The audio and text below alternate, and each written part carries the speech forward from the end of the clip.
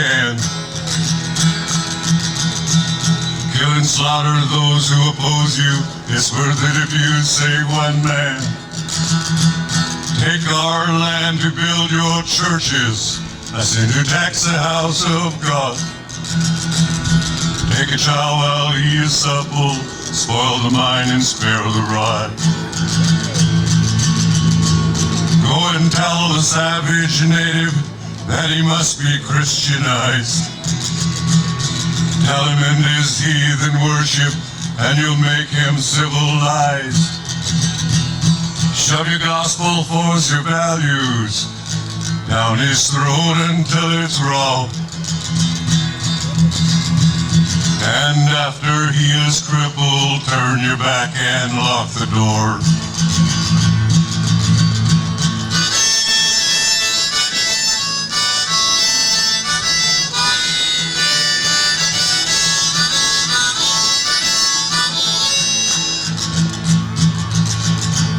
Like an ever-circling vulture, you descend upon your prey.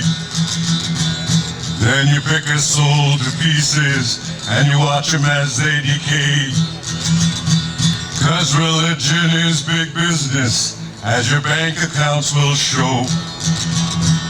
And Christ died to save all mankind, but that was long ago.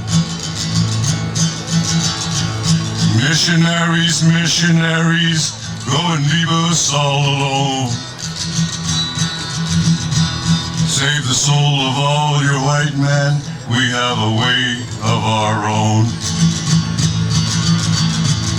Missionaries, missionaries, go and leave us all alone.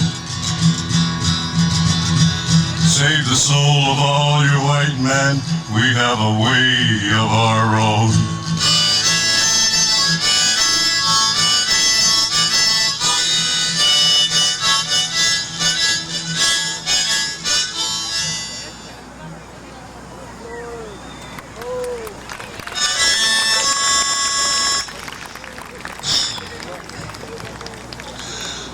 It's so important to remember freedom of religion is the right of all people. We have the right to pray to God through our own way. And if it's through the eagle feathers here or through the tree, we pray to God through the tree every day. That's the old way. I think Indian people who have been disconnected from their spiritual umbilical cord by Christianity should now go back to the old ways through the sweat lodges, through the prayer to God through the tree, offering tobacco to the tree, and healing people at the tree. We do this every summer in our Sundance. They're doing this today right now in South Dakota.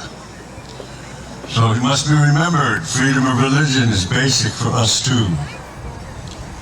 I want to sing a song about Vietnam vets. How many Vietnam vets in the audience here? Vietnam vets. What I found out, there are more homeless people. 2 out of 3 homeless people is a Vietnam vet.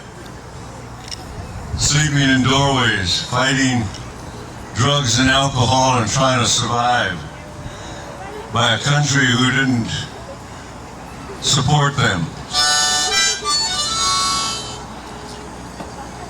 This is how that song goes, Shipwrecked in the 80s.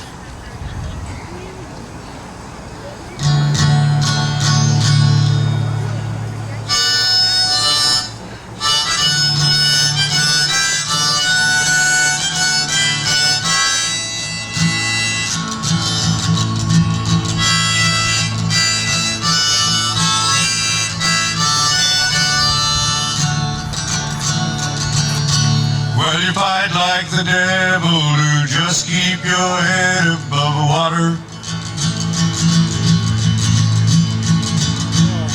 Chained to whatever you got that you can't throw away. And you're shooting through space on this river of the life that we're riding.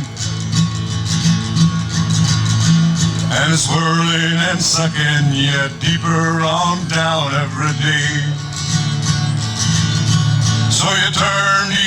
trusty old partner to share some old feeling. And you find to your shock that your faithful companion is gone. So long, Lone Ranger. And the truth slowly dawns that you're standing alone in deep water. And you don't even know how much longer there is to go on. Like an old holy Bible you clung to through so many seasons. And the rules of survival in words you could still understand. And they prove something wrong you believed in so long you go crazy. That you're so close to folding the cards that you hold in your hand. Singing Holy Toledo, I can't see the light anymore. All those horizons that I used to guide me are gone. And the darkness is driving me farther away from the shore. Throw me a rhyme or a reason to try to go on.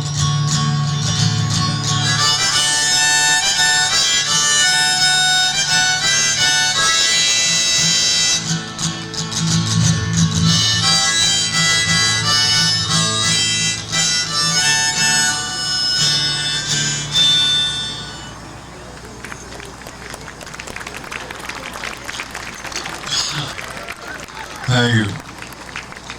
For all of us, we have had to learn that we are all Indian, and this hemisphere is Indian first.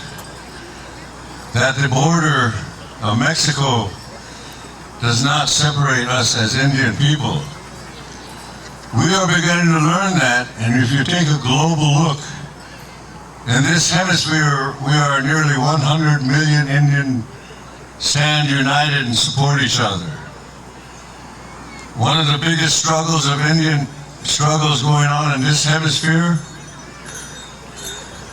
is in Guatemala. The Zapatistas, the Maya Indians, the Zapatistas are one and the same. We support them as the American Indian Movement. We've created dialogue with them. We are part of that struggle of indigenous people in this hemisphere. So this song is to honor the Zapatistas.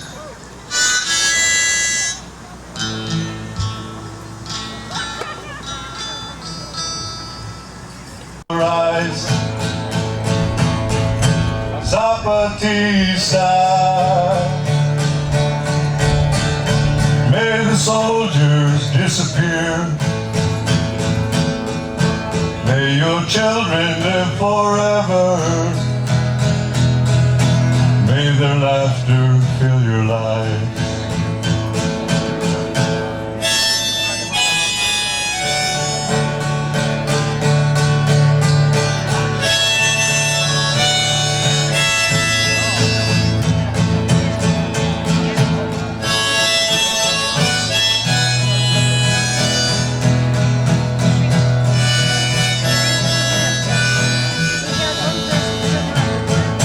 Zapatista, keep believing in the dream. Light a candle to the darkness. You're the keeper of the flame. Zapatista,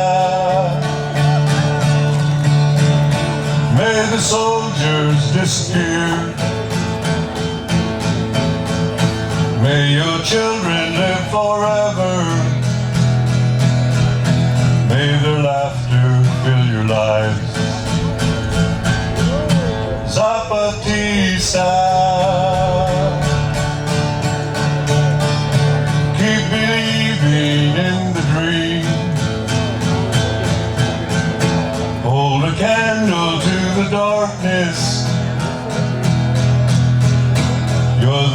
keeper of the flame.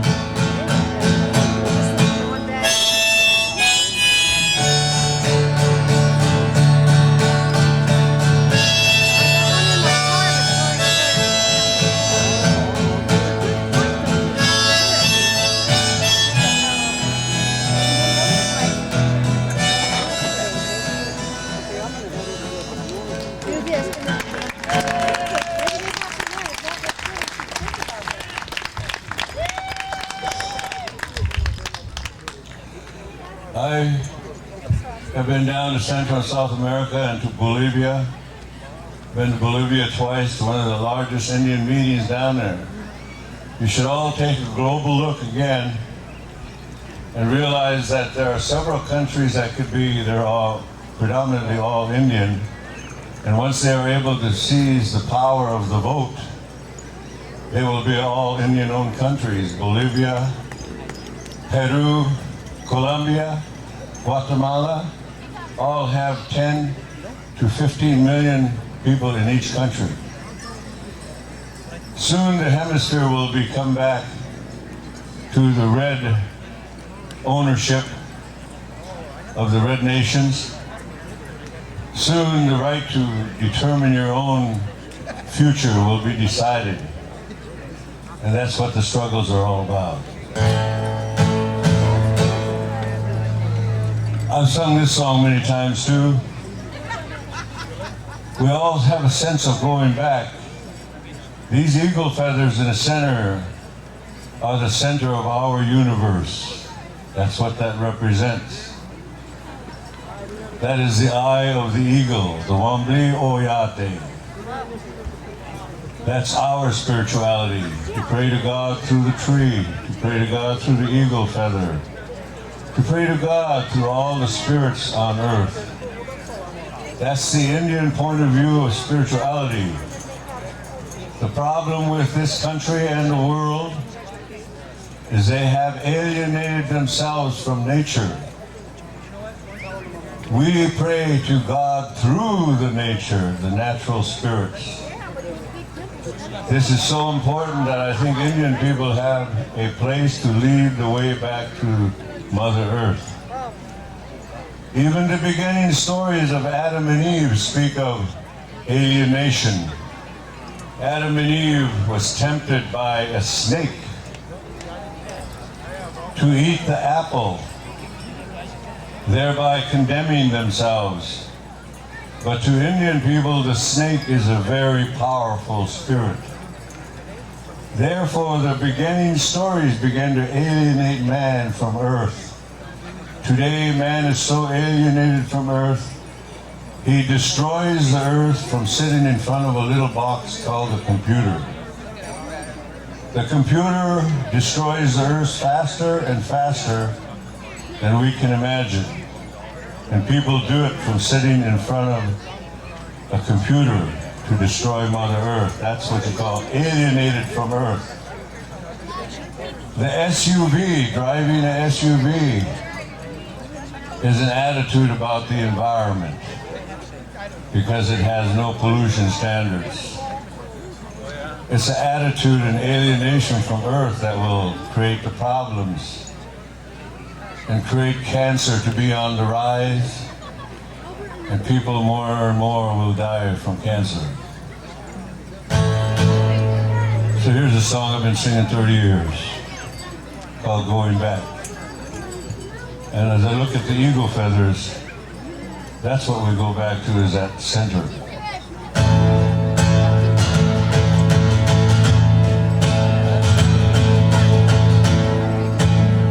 I'm going back, back to the land I love. I'm going back, where the skies are big above me.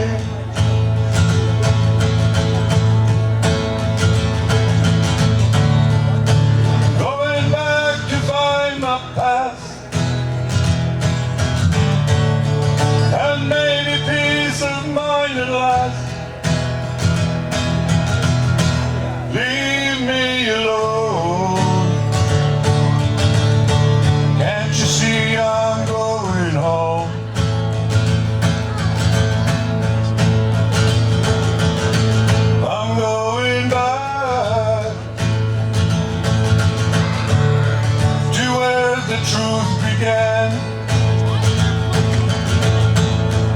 I'm going back to find the man I am.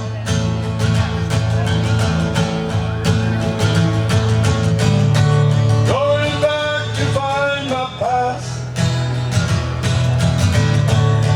and maybe peace of mind at last. Leave me alone. Can't you see I'm going home?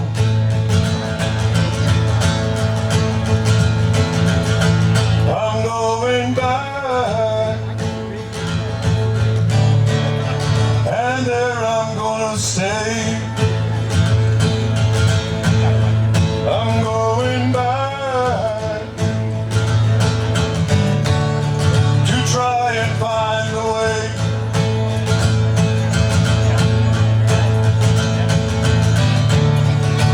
Going back to find my past, and maybe peace of mind at last. Leave me alone. Can't you see I'm going home?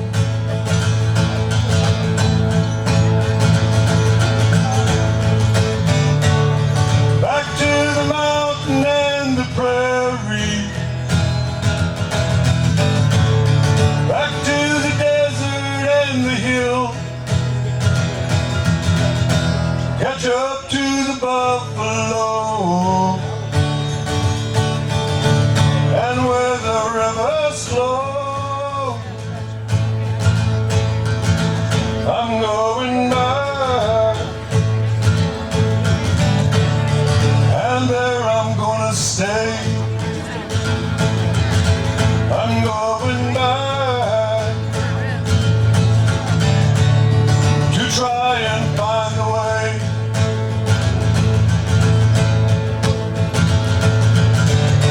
Going back to find my past, and maybe peace of mind at last. Leave me alone. Can't you see I'm going home? Leave me alone. Can't you see I'm going home? Leave me alone. Can't you see I'm going home?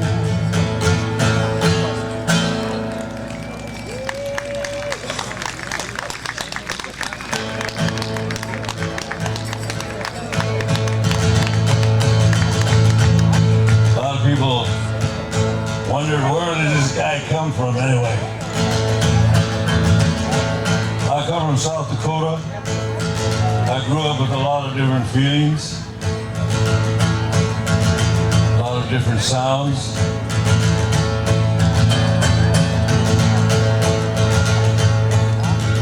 In a lot of ways, I do a lot of shows in casinos with this kind of sound. Hey, look yonder coming down that railroad line. Hey, look yonder coming down that railroad line. It's the Orange Blossom Special moving down that Shreveport line. You talk about a rambler, she's the fastest train on the line. Hey, talk about a traveler, she's the fastest train on the line. It's the Orange Blossom Special moving down that Shreveport line. It's the Orange Blossom Special moving down that Shreveport line.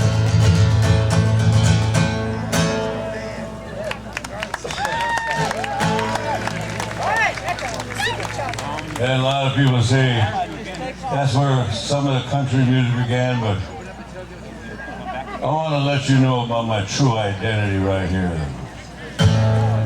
Well, I nearly got caught at a Burger King, and a couple of times on a plane. I thought I was safe from detection after all of the weight I had gained. Walking around in a jumpsuit, that didn't work with a damn. So I bought me some Levi's and grew me some hair. You'll never guess who I am. Nobody knows I'm Elvis. Nobody knows this is me. After all of my tries, I got the perfect disguise, and I'm who I wanna be. Nobody knows I'm Elvis. Nobody knows this is me. Well, I always envied old Red Road, the way he played the guitar, swaggering home, body and soul. That's what I call a star. Nobody knows I'm Elvis. Nobody knows this is me. Nobody knows I'm Elvis. Nobody knows this is me.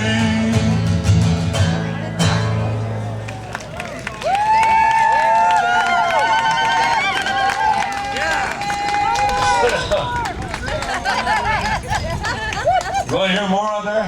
No. That's enough for nothing, actually. And everybody's got to go out and eat. But I just wanted to say, this is what I do most of the time. For 30 years I've been doing concerts around the world. Speak about the Indian point of view. We have to speak to missionaries, we have to speak to anthropologists, to historians, to psychiatrists about the Indian point of view. That's why in the Indian point of view there is no psychiatry, because spirituality takes care of everything. That's central to all of us. And that's what's central to me. And I would encourage anybody who, if you want to find the right direction of the Indian way, is to go to the Sweat Lodge, to go witness the Sundance this summer. In South Dakota, we have many Sundances you're welcome to witness. You should plan a trip back in Dakota or in any other places in Montana. Many of Plains Indians, we all do the Sundance and pray to God through the tree for 4 days with no food and no water. And pray to the spirits of all life. We heal people at the tree. We pray to God through the tree for 4 days. It's a very important way, and that's the connection. The tree is your umbilical cord to Mother Earth. And we fasten a cord to our chest, to the tree, through this rope on our chest.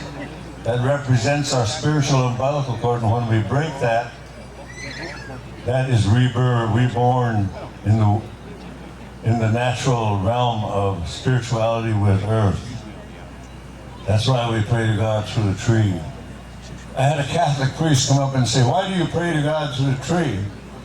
I said, "Next time you have an apple or orange, you remember where that came from. But also remember the next time you take a deep breath of oxygen, where does that come from? The tree. Next time you exhale, where does that, who needs that, what you exhale? Carbon dioxide. The tree. We have a common destiny with the tree.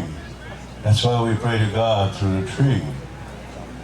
Also remember that all the medicines that we get for our diseases and our illnesses come from the underbark of every tree. There is a medicine on the underbark of every tree. And the roots of every tree have medicines. And they give us fruit to eat, all the plant life. No wonder we pray to God through the tree. Such an important connection. People should go back, if you want to go back to the Indian way, go back and witness the Sundance this summer. Time is wasting, time is changing. And the earth is going in such a direction that they're forgetting the real connections to earth. So many people feel that the only way you can survive in this world is through the computer. The computer destroys the earth faster and faster. It alienates man from earth more and more. I think these are the reasons why we have to show the rest of the world that we have a natural spirituality with earth. I'm glad I had a chance to speak to all of you about this. One other thing I wanted to mention yesterday as well as today was that as part of the American Indian movement, we've been fighting racism in sports for the last 20 years. Because there are no teams that say the New Jersey Jews or the Pittsburgh Negroes, why should there be Washington Redskins? That's a simple way to educate people. That's why we want to get rid of racism in sports. And we see people in universities painting their faces in odd-looking colors, and they hanging effigies of Indians along fraternity rows. Kill the Indians, and conjures up all this rhetoric when you have a team that is Indians and one that is not. And they go and play, and you have to walk by University Row and you see effigies of Indians hanging in trees. No wonder we want to get rid of racism in sports. They would never get away with it if they tried to call it a football team the Pittsburgh Negroes. They'd never get away with it if they tried to name a team New Jersey Jews. And why should we have Washington Redskins and Cleveland Indians? And you know, many Indian people don't go to ceremonies. They don't know that painting is a sacred ceremony. And if you've never gone to sacred ceremonies as an Indian, you probably wouldn't be offended. If you've never gone to Indian ceremonies, and if you've just gone to Christian ceremonies, you've never gone to a painting, sacred painting of the face ceremony, you probably wouldn't be offended when you see white people painting their face up. The dignity of our people and our children must be preserved. We know there is a direct relation to young people attempting suicides in reservations when they see people in the grandstands of America doing the tomahawk chop, ridiculing the Indian culture to the point they have no recognition that this is racism. Right now, in California here, the state legislature voted to get rid of all mascots in all schools. I think this is an important thing. If you have not been to any Indian ceremonies where they painted the face, you might not be offended. So I think it's important to realize this is just not an issue on a side that some Indians say, well, I think there are more important issues. Well, until you really realize what that's doing, and that our children attempt suicide because of demeaning things that they see on national television. It's direct relationship to what's going on and you see on national television. If there are no New Jersey Jews or Pittsburgh Negroes, why are there Washington Redskins? No wonder California has decided to vote and get rid of that. So when I see Indians walking around with Washington Redskin caps or Cleveland Indians not caring about it, I think we got to educate our own people. Thank you very much, and it's been nice to be able to talk to you. I can't help but say that. There's an important time to say it is right here when we're trying to change our life in the direction of America. We have a lot to teach America. We have our spirituality with the nature of the land, with the eagle feather, and all spirits. Oh, mitakuyasin, pilame.